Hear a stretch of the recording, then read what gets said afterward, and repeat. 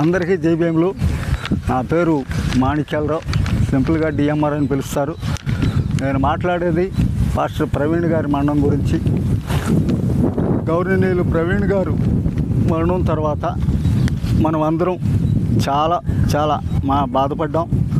ఒక క్రైస్తవులనే కాదు, దేశంలో ఉన్నటువంటి ఇంచుమించు అందరూ చాలా బాధపడ్డాం.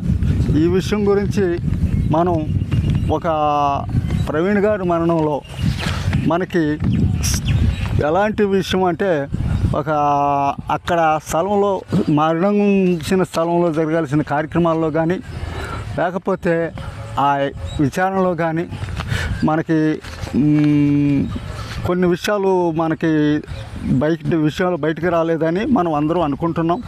అంటే కారణం ఏంటంటే, అసలు ఈ కార్యక్రమాలన్నీ అక్కడ లోపభూయిష్టంగా జరిగినాయి అనేది మన అభిప్రాయం. ఆ అన్ని వర్గాల ప్రజలు కూడా అలాగే అనుమానం వ్యక్తం చేస్తున్నారు అనేది మనం చెప్పదలుచుకున్నాం. ఈరోజు కూడా పాస్టర్ ప్రవీణ్ గారు యాక్సిడెంటల్గా చనిపోయారా, లేకపోతే హత్య గావించబడ్డారా అంటే, అది మనం చాలామంది నమ్మే విషయం ఏంటంటే ఆయన హత్య గావించబడ్డారు అన్న విషయమే నమ్ముతున్నాం. ఇక్కడ దయచేసి ప్రభుత్వం వారు ఏం చేయాలంటే, ప్రభుత్వం వారు కానీ లేకపోతే పోలీసు వారు కానీ ఈ విషయం చాలా నిష్పక్షపాతంగా విచారణ చేసి మనకి విచారణ జరిపిస్తే కనుక అసలు నిజాలన్నీ తప్పకుండా బయటకు వస్తాయి అనేది మా నమ్మకం. మీరు ఆ విధంగా చేసి మాకు న్యాయం చేస్తారనుకుంటున్నాం. పోలీసు వారు సరిగ్గా దృష్టి పెడితే ఎలాంటి కేసులైనా సరే వాళ్ళు ఇది చేయగలుగుతారు అనేది మా నమ్మకం. ఎప్పుడంటే మన పోలీసు వారు చాలా బలంగా ఉన్నారు మన రాష్ట్రంలో. ఆ విషయం మన అందరికీ తెలిసిన విషయమే కనుక వాళ్ళందరూ మరి పోలీసు వారు ఆ విధంగా కృషి చేసి నిజాలు బయటికి తీస్తే మరి మనందరికీ న్యాయం చేస్తారని మా అందరి కోరిక. ఆ విషయం కొంచెం ఆలోచిస్తారని మనస్ఫూర్తిగా కోరుకుంటున్నాం. పాస్టర్ ప్రవీణ్ గారి వ్యక్తిత్వం గురించి మనం మాట్లాడుకోవాలంటే, ఆయన ఎలాంటంటే ఒక మంచి సందేశం ఒకటి ఇచ్చారు. ఆ సందేశం ఒకటి మనం చెప్పుకుందాం. ఆ సందేశం ఏంటంటే, మనుషులను మనం ఇతను హిందూ అని, ఇతను క్రిస్టియన్ అని, లేకపోతే ఇతను బుద్ధుడని, బుద్ధిజంలో ఉన్నాడని, లేకపోతే ఇంకోటి ఏ మతాలకి సంబంధించిన మనిషిగా కాకుండా మనిషిని మనిషిగా గుర్తించండి, మనిషిని మనిషిగా గౌరవించండి, మనిషిని మనిషిగా ప్రేమించండి అనేది ఒక మంచి సందేశం ఇచ్చారు. అలాంటి మంచి సందేశం ఇచ్చే మనుషులు ఇవాళ మనకి చాలా తక్కువ. కారణం ఏంటంటే, ఇలాంటి మనుషులు మనకు 1000కో 10,000కో ఒక మనిషి దొరుకుతారు. అలాంటి మంచి మనిషిని పోగొట్టుకున్నామనే బాధ మన అందరిలోనూ ఉంది. ఇలాంటి ఈ విషయంలో చాలా బాధపడుతున్నాం. ఆయనకి ఆత్మకి పాస్టర్ ప్రవీణ్ పరగరాల గారి ఆత్మకి శాంతి కలగాలని మేము కోరుకుంటున్నాం. తర్వాత ఇక్కడ గొప్ప చైతన్యవంతుల గురించి మనం చెప్పుకోవాలి. ఏంటంటే, పాస్టర్ ప్రవీణ్ గారిది హత్య లేకపోతే యాక్సిడెంటల్గా మరణించారా అన్న విషయం